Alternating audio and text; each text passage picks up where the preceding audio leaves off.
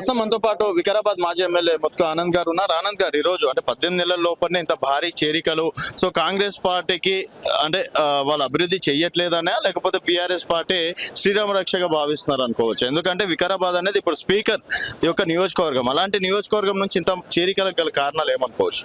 ఈరోజు వికారాబాద్ నియోజకవర్గం నుంచి ముఖ్యంగా కోట్పల్లి, బంటారం చిన్న మండలాలు ఇవి. ఈ రెండు మండలాల నుంచే దాదాపు 300 మంది వివిధ పార్టీల నుంచి, కాంగ్రెస్ కావచ్చు, బీజేపీ కావచ్చు, బీఎస్పీ కావచ్చు, ఈ పార్టీల నుంచి దాదాపు 300 మంది వికారాబాద్ లోపల బీఆర్ఎస్ పార్టీలో చేరడం జరిగింది. కేటీఆర్ గారి సమక్షం లోపల 20 నెలలే అయింది. అంటే ఇంకా రెండింతల టైం ఉంది. ఇప్పటికే ఎంత విసుగు చెందితే వేరే పార్టీల వాళ్ళందరూ, అధికార పక్షంలో ఉన్నటువంటి వాళ్ళు కూడా మేము ఆ పార్టీలో ఉండము ఇక అని చెప్పి బీఆర్ఎస్ వైపు చూస్తున్నారు. అంటే ప్రజలు ఎంత విసుగు చెందిండ్రు అనేది మనం అర్థం చేసుకోవచ్చు. ఓకే, అంటే ఇది కేవలం కాంగ్రెస్ వైఫల్యాలే అనుకోవచ్చా ఇంతమంది చేరడానికి గల కారణం? 100%.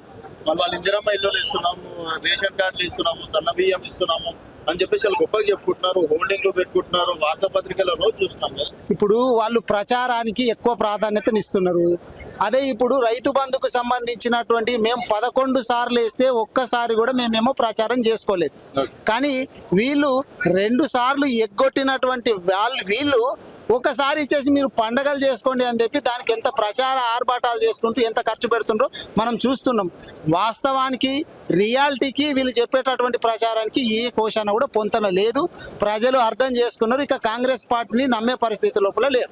ఓకే, నెక్స్ట్ వికారాబాద్ మళ్ళీ బీఆర్ఎస్ కంచుకోట అవుతుంది. వికారాబాదు ఒక నియోజకవర్గమే కాదు, వికారాబాద్ లో వచ్చేటటువంటి తాండూరు, పరిగి అన్ని కూడా, ఇవన్నీ కూడా 100% ఎమ్మెల్యే ఎలక్షన్స్ ఇంకా ముందున్నాయి. అవి ఎట్లాగూ మళ్ళీ ఎమ్మెల్యే మేమే గెలుస్తాం పక్కా. దానికంటే ముందు ఇప్పుడు ఈ ప్రీ ఫైనల్ లాగా ఇవన్నీ ఇప్పుడు ఎంపీటీసీ, జెడ్పీటీసీ, సర్పంచ్ల ఎలక్షన్స్ ఇవన్నీ కూడా రాకపోతున్నాయి. మనం చూస్తున్నాం.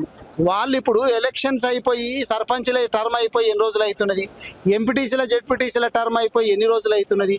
ఇప్పటి వరకు కూడా కోర్టు ఆదేశాలు ఇస్తే తప్ప వాళ్ళు పెట్టలేని దౌర్భాగ్యమైనటువంటి పరిస్థితికి కాంగ్రెస్ నెట్టబడ్డది. అంటే ఇప్పుడు ఎందుకంటే కొడంగల్ పక్కనే అన్న, వికారాబాద్ పక్కనే, అది సీఎం నియోజకవర్గం.